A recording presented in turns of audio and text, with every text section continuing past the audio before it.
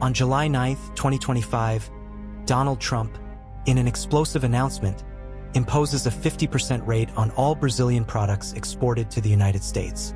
The decision, which took the world by surprise, was justified by him as a response to the judicial persecution against Jair Bolsonaro and the alleged attacks of the Lula administration to the freedom of expression of U.S. citizens and companies.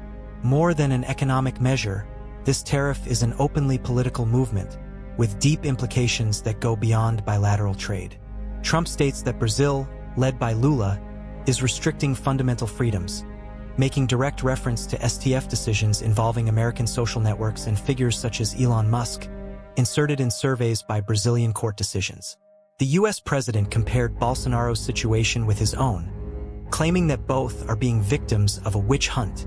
Brazil, which traditionally has a trade balance favorable to the United States with more imports than exports, was surprised by the measure.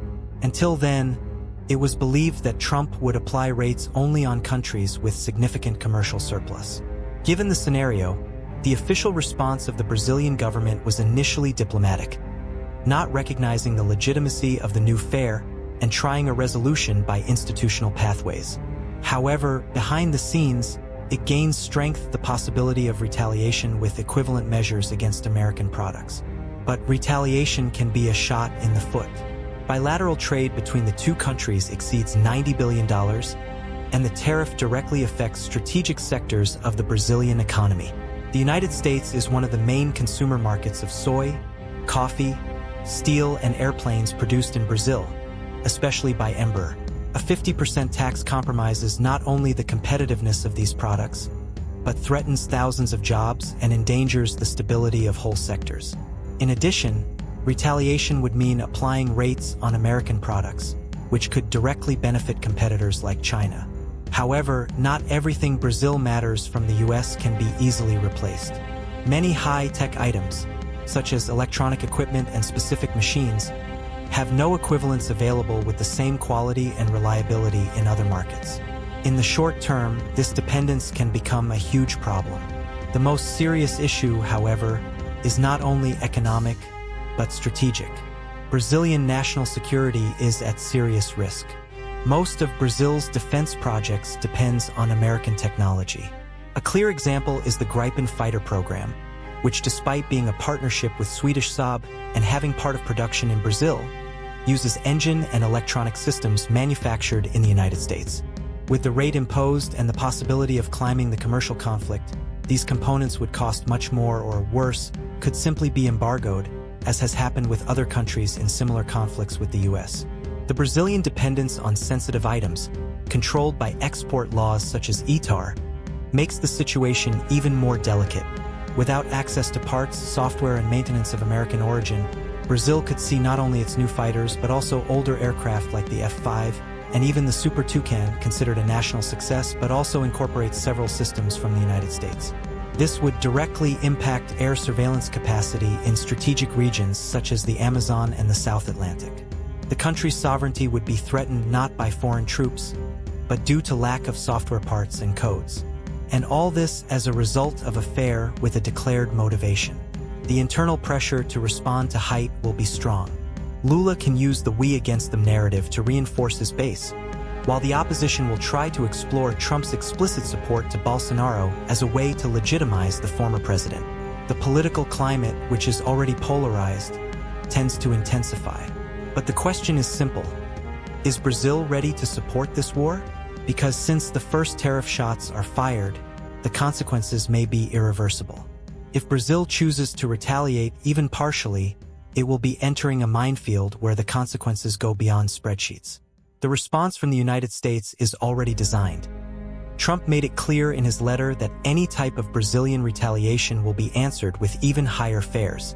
That is, what started with 50% can become 70%, 100%, or even specific commercial and technological sanctions, as happened with China during its previous government. This is the risk of dealing with a president who sees tariffs such as political weapons, not as technical instruments for trade balance. The impact of this tariff climbing would not only be in the sectors directly hit. He would breathe in the whole economy. Uncertainty would affect the exchange rate, remove foreign investments, and raise production costs in Brazil. companies that depend on American inputs would see their costs rise, which would inevitably be passed on to the end consumer. A tariff war is like a disease. It begins located, but it quickly contaminates the entire economic body. Inflation would rise, confidence would fall, and sectors such as agribusiness, already harshly hit by the original fare, would enter emergency mode. But there is an industry that would feel this impact even more sensitively: the national defense. Brazil maintains several agreements with the United States aimed at technological and military cooperation. These agreements involve knowledge transfer, access to parts, maintenance, and above all, permission to use sensitive components and software. In case of climbing the crisis, the US could apply the so-called selective embargo, as they did with other countries that challenged their strategic guidelines. This would mean, for example, cutting the supply of software updates to radar systems, missiles, or even avionics installed in fighters, helicopters, and armored vehicles. The impact would be devastating. Integer projects could be paralyzed. One of the most emblematic cases is Gripen fighters, which were purchased from Sweden, but which depend on American components. The engine, for example, is manufactured in the United States. He alone represents a considerable slice of the total cost of the aircraft. In addition, several shipped electronic systems and sensors are subject to export control. If the US decided to suspend these supplies, Brazil would have expensive hangar airplanes without flight or maintenance capacity. And it's not just the Gripen. F-5 aircraft, still in operation, also depend on American pieces. The Super Tucano, although national, carries sensors, weapons, and navigation systems of American origin. Without these pieces, many of these planes would literally stop flying. This fragility also applies to communication, monitoring, and military intelligence systems. Many of the equipment we use in the armed forces are hybrids, manufactured in Brazil, but with American components. In a scenario of embargo or suspension of exports, this dependence would become a critical vulnerability. Brazil would have to look for urgent alternatives in markets such as Russia, China, or India. But doing this is easy in speech and complicated in practice. The replacement of military technology requires time, adaptation, training, and reconfiguration of a whole logistics chain.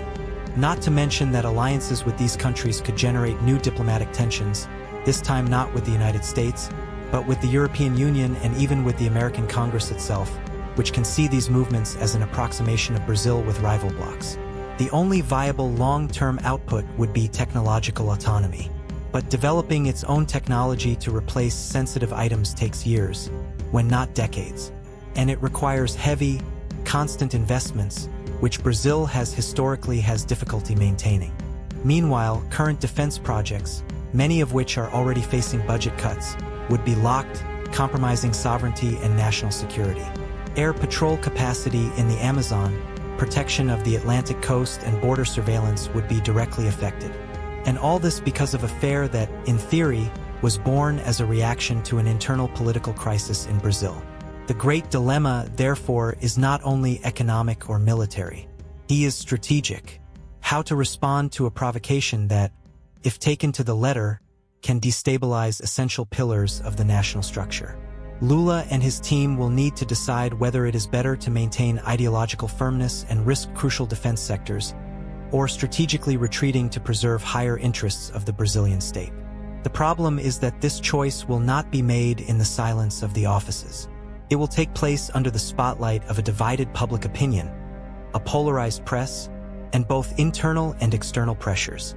Brazil is in a global chess, and each movement will now require millimeter calculation so as not to turn a diplomatic crisis into a national disaster. The escalation of the tariff war between Brazil and the United States can have consequences that go far beyond the economy. The possibility of non-tariff sanctions, such as selective embargoes and technological restrictions, is real and worrying. If Brazil retaliates, Trump can use these instruments to cut Brazilian access to software updates, replacement pieces, and maintenance of military systems, endangering the operation of the armed forces. Without these parts and support, crucial aircraft such as F-5, Gripen, and even Super Tucano can stop flying, dramatically reducing air surveillance capacity, especially in strategic areas such as the Amazon and the South Atlantic. This U.S. technological dependence is a two-edged knife. On the one hand, it allows Brazil to maintain a reasonable level of defense with modern and effective equipment. On the other hand, it creates serious vulnerability in case of diplomatic or commercial conflicts. Seeking alternative suppliers such as Russia or China may seem like a solution, but in practice it brings geopolitical risks and may result in new sanctions from the US. In addition, the change of suppliers is neither simple nor fast. It involves high costs, technological adaptation, training, and logistics changes that would take years to consolidate. Therefore, Brazil is in an uncomfortable position, depending on the US and risking sanctions or betting on a reorientation that brings its own uncertainties and dangers. In the long run, the real way out to Brazil is to invest in technological innovation and autonomy in defense. This, however, is a path of decades, which demands constant investments and state policies that are not always a priority. Until then, the country will be at the mercy of international dynamics, needing to carefully balance political, economic, and security interests. Any immediate retaliation, even if politically justified, can be catastrophic, threatening strategic projects and leaving national defense even more fragile. The rhetoric of us against them, adopted by Lula to strengthen his political base, can feed this climb of tension and make diplomatic solutions difficult. On the other hand, Trump makes it clear that he will use tariffs and sanctions as political tools to press governments considered opponents. This commercial battle has the potential to turn into a zero-sum, where no one goes out, especially Brazil, which already faces internal challenges and structural limitations. In short, the announcement of the 50% rate on Brazilian products by the United States is much more than a simple commercial measure. It is a piece of a larger geopolitical board, where economic, political, and safety issues intertwine. Brazil's response needs to be calculated and strategic, so as not to compromise the country's national sovereignty and economic stability. After all, a tariff war is not just a market dispute. It is a dispute for Brazil's future, which depends on tough and mature decisions to avoid a scenario of generalized losses. Meanwhile, the country closely follows the next steps of this crisis, aware that each movement can define the direction of the bilateral relationship and national security itself.